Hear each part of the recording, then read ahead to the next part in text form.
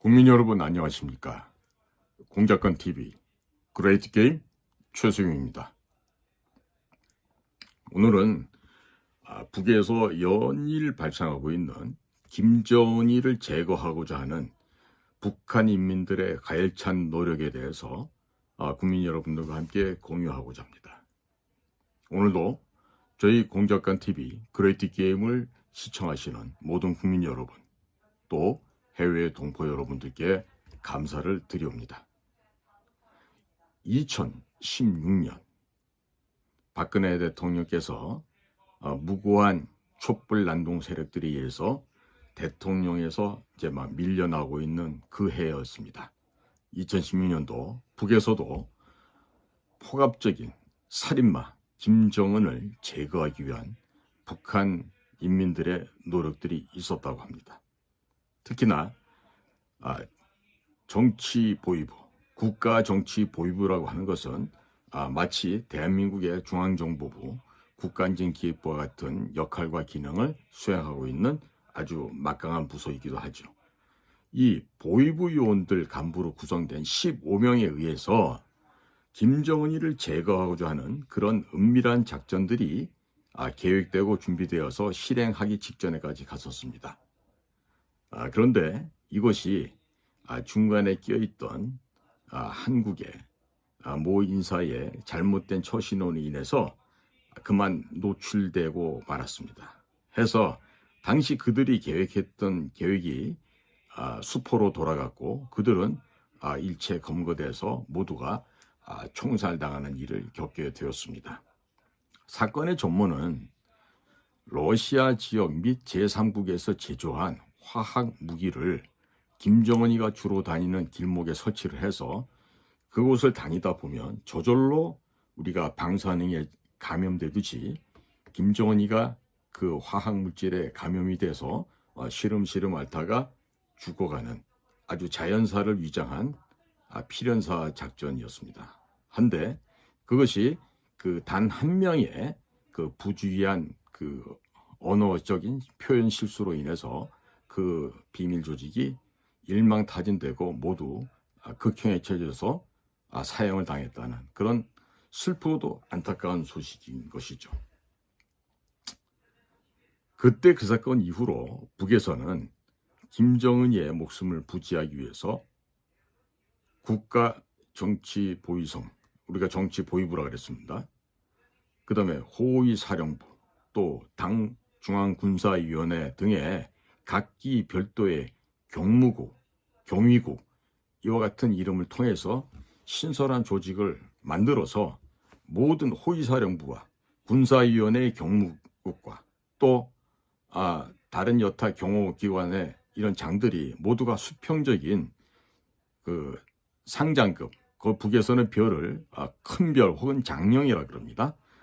그런 그 군사 계급 칭호도 부여하면서 서로가 견제하면서 김정은이를 경호하도록 그렇게 만들었습니다. 즉 서로가 서로를 감시하고 밀고하고 하는 이런 아주 치졸하고 아주 굴욕적인 관계를 만들므로 인해서 김정은이를 지키는 그 호위 부대는 서로가 서로를 견제하고 서로가 서로를 감시하는 그러한 체제로 바뀌었습니다.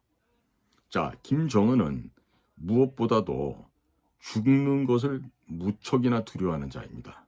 그런데 그 동해안에서 납치된 목선의 그 배경들이 전부 그 호위사령부 직원들이었던 것도 보듯이 그 호위사령부 직원들을 통해서 그 김정은이를 드론이라든지 그 원거리에서 조종해서 살상시키는 신의 지팡이라든가 이런 것을 활용하려고 했더라면은 저라면 말입니다. 저라면 몇십 대씩 그 전화기를 보낼 게 아니라 최대 3대에서 5대를 넘지 않는 소규모 분량만 보냈을 것입니다. 왜냐고요? 작은 숫자로 보내야 발각되기가 어려워지고 또 그 작은 수요에 발달된 장비를 통해서 주요 핵심 군관들이 그 전화기를 보유하게 될 것입니다. 그러면 그들은 김정은이의 측근에서 지근거리에서 김정은이 경호를 담당하게 되죠. 보통 호위사령부다 또 최측근 경호인 974부대다 이런 데 배속이 되면 1년 365일 휴가도 없습니다. 휴식도 없고 휴일도 없습니다. 늘 김정은이의 그림자처럼 그 주변에서 그를 경호하는 일을 맡게 되는데, 그렇게 되면 서너 대만 보냈어도 김정은이의 소재지가 파악이 돼서 아마 이란의 술레이마니처럼 일거에 김정은이의 목을 날려버릴 수가 있었을 텐데, 너무 지나치게 많은 몇십 대 규모의 전화기를 들여보내던 것이 화근이 되지 않았나, 저는 그렇게 평가를 하고 있습니다. 자, 이 점은요, 북 내부에서조차 이 독재 권력을 휘두르며 인명살상을 마치 파리 잡듯이 사람을 죽여버리는 김정은에 대한 반감이 굉장히 현재 고조되어 있다는 것을 반증하는 것이기도 합니다. 때문에 김정은이를 제거하는 방법은 현재 쉽지는 않지만 우리가 실천 가능한 항목이기도 한 것입니다. 가짜 가계무사라 그러죠. 그 가계무사인 김정은이 대역배우를 내놓더라 하더라도요, 이 김정은이가 벌써 죽음의 공포를 이겨내지 못하고 있습니다. 그러니 이것은 수륙 양용 작전을 펼쳐야 됩니다. 늘 다니면서 내가 암살당해서 죽을 수 있다 이런 공포감도 심어주지만, 또 한편으로는 북에 살고 있는 전 주민들에게 김정은은 가짜다, 백두혈통이 아니라 일본 조총령 조폭 집단들의 후예이다, 너네가 그렇게 말하는 반일 집단의 바로 그 핵심이 김정은이다, 또 그 여동생 김여정이가 바로 너네가 그렇게 싫어하는 그 친일 집단의 그 피가 그 몸속에 흐르고 있다. 그러니 우리가 일본을 제거하기 위해서는 김정은부터 제거해야 된다, 이런 논리로서도 얼마든지 대북전단 삐라를 만들어서 살포할 수가 있습니다. 더더군다나 대한민국 국가정보원이 보유하고 있는 대북심리전단의 기능과 역량은 어떠한 상황에서든지 대량의 대북전단을 살포할 수 있는 기계적인 측면에서 그 관리하고 있는 그 능력이 있어서 전 세계 최고입니다. 그와 같은 우리 국가정보원의 대북심리전 역량을 어떻게 했습니까? 김여정이의 주둥이로 나불거리는 통에 김여정 하명법인 대북전단 살포 금지법을 저 더불어민주당 아이들이 국회에서 법으로 만들었어요. 그렇게 해서 그 일을 근원적으로 못하게끔 막았습니다. 그런데 지금 윤석열 정부로 바뀌어 있지 않습니까? 당연히 어떻게 되죠? 대북심리전단은 그 기능과 역할을 복구해야 되겠죠. 그리고 무자비하게 단비를 내리듯이 북한 전역에서 대북전단을 살포를 해야 되는 것입니다. 동시에 확성기 가동을 통해서 북의 장병들에게 자유가 무엇인지, 대한민국이 어떠한 나라인지 알려주고 그들이 스스로 휴전선을 허물고 내려오도록 만들어야 되겠죠. 그렇죠? 귀순하게끔 만들어야죠. 자, 그러면 자연스럽게 전쟁이라는 과정을 통하지 않더라도 우리가 아름다운 결과를 도출해낼 수 있습니다. 자, 이 부분에 있어도 마찬가지로 북한의 인도적 지원이니 어린아이들 지원이니 이런 개소리, 헛소리, 망언들 이제 그만하기 바랍니다. 특히 교수 나부랭이들, 학자 나부랭이들, 또 종교 지도자 나부랭이들, 이런 자들이 떠드는 감언이설에 국민 여러분들께서는 이제 더 이상 현혹되거나 속아 넘어가지 마시기 바랍니다. 여러분들이 내는 헌금, 여러분들이 모은 곡물, 여러분들이 만들어낸 밀가루, 여러분들이 수집한 책, 옷, 의약품, 양식, 모든 것들이 빈곤한 국민들에게, 헐벗고 고통받고 있는 어린아이들, 꽃제비들에게 가는 것이 단 한 점도 없습니다. 단지 그것은 북한 군대에게, 북한 공산 당원들에게만 지급이 됩니다. 그러니 그런 멍청한 짓을 더 이상 해서는 안 되겠죠. 종교인들은 겁쟁이 언론인들이나 정치인들이 말하지 못하는 북한의 실상을 그대로 알리고 북한의 인권을 알려서 빨리 북한을 망하라고, 북한 괴뢰도당은 멸망하라고 하나님께 기도해야 되는 게 우선 급선무예요. 근데 그것도 하지 않고 평상시에 항상 대북 인도 지원이니 뭐니 해가면서 헛소리하는 그런 망언들이 이제 더 이상 이 땅에서 사라져야 할 것입니다. 국민 여러분들, 이제는요 냉정해지셔야 됩니다. 제가 통일을 하지 말자는 게 아니라 지금 통일하면 안 된다는 거예요. 지금.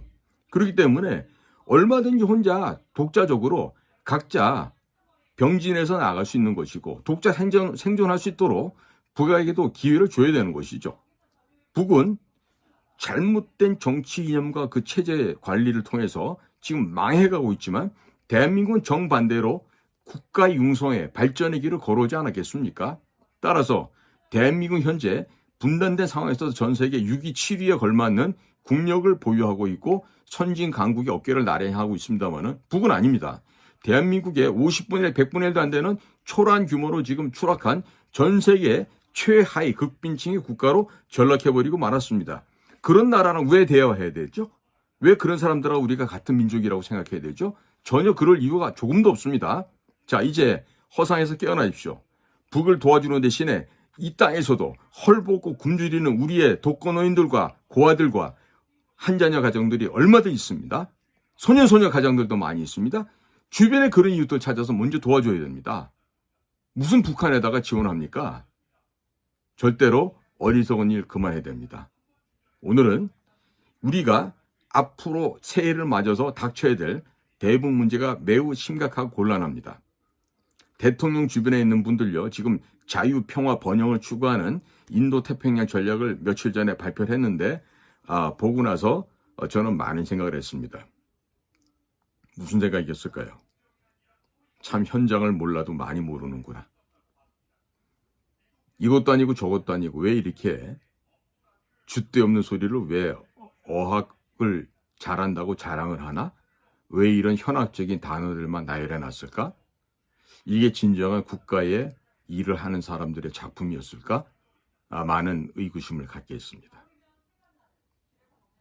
우리 국가의 생존은요, 확실하게 명암을 결정하고 우리의 우호, 우방이 어딘지를 분명히 천명하고 같은 궤도를 걸어갈 때 우리에게도 미래가 있고 안정이 있는 겁니다. 친미 반중은 현재 대한민국이 외교적으로 견지해야 될 가장 기본적인 원칙임을 잊지 마시고 국민 여러분들께서도 우리가 왜 반공방첩을 해야 되고 친미 반중을 해야 되는지를 날마다 한 번씩들 되새겨 보시길 바랍니다. 오늘도 공작관TV 그레이트 게임을 경청해 주시는 모든 국민 여러분들께 감사의 인사를 전해 올립니다. 고맙습니다. 이호근 방송. 구독, 좋아요는 좋은 방송을 만드는 데 큰 힘이 됩니다. 감사합니다.